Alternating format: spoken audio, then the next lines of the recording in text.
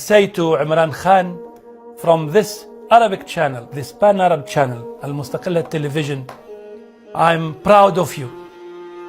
I want to tell you that millions of Muslims around the globe are proud of you. Because you are proud of our religion, because you defend our religion, because you defend our Prophet. So you deserve that. We pray for you day and night. May Allah bless you, protect you, and give you victory. We need leaders like you in Tunisia, in North Africa, in the Arab world.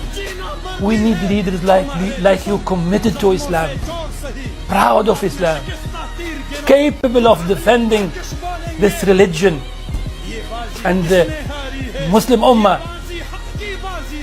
from the heart and with a clever, bright mind, the way you do it, the way you did it, the way you still do it.